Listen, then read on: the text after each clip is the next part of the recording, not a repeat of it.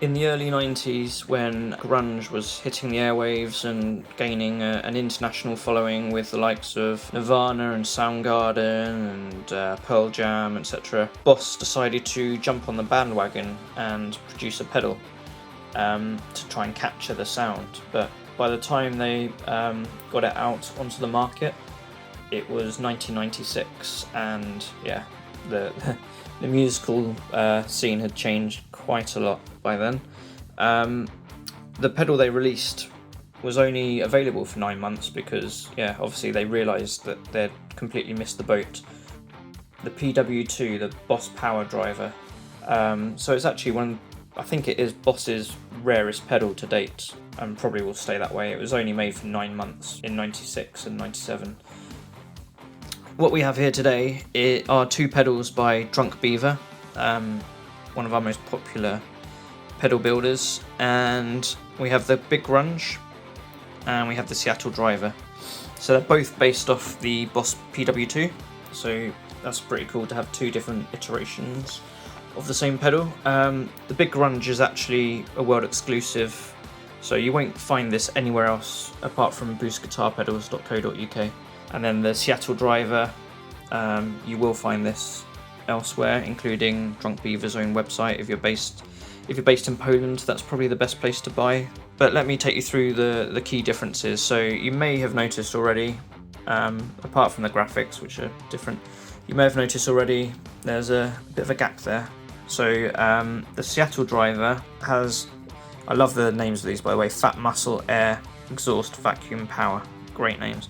So the vacuum here, that's actually an octave up, so you can blend in an octave up with the overdrive to get some really fat kind of sounds out of it, really cool sounds. It is a bit more expensive, but only by 20 quid or so. The Big Grunge doesn't have the octave effect, so you've got your low, mid, high, which is effectively the same as the Fat Muscle Air. You've got your volume and your drive, which is the exhaust and the power. There are a couple of differences, mainly in how the EQ is set up. So Vitaly at Drunk Beaver does a pedal drop series, which are like one-off super limited editions that you can only get through his website and occasionally on Reverb. I don't deal with Reverb anymore because they charge too much to buy and sell stuff there. But you can get them there through Drunk Beaver directly. He created a pedal called the Mykolaiv Grunge, excuse my pronunciation. It's named after a town in Ukraine, and that was based on the PW-2. And so the Big Grunge, when I spoke to Vitaly about creating an exclusive, we built on that and just tweaked a few bits. So the EQ section is slightly different here, and also different compared to the original PW-2. So what you have is a custom bass control centered around 80 Hertz. Whereas the original is 130 Hertz, so you can get a really fat end, dial in or dial out. These are active EQs, by the way, offering up to 15 decibels of cut or boost on each channel. Same for the fats, that's also based around 80 Hertz, but then things get a little bit different.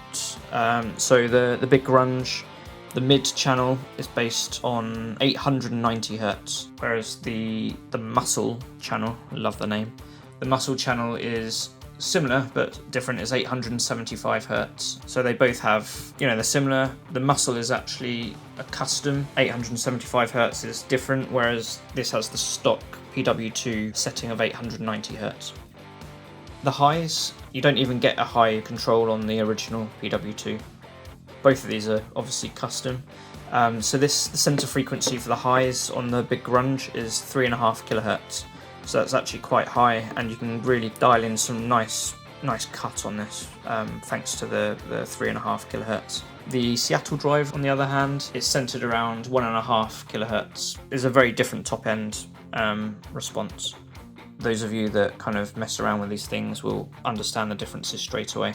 But I think 3.5 kilohertz, you really get that kind of top end of the guitar that you can dial in or out. So perhaps that's better for, like, if you have a Les Paul style guitar and you want to add in some extra highs, perfect.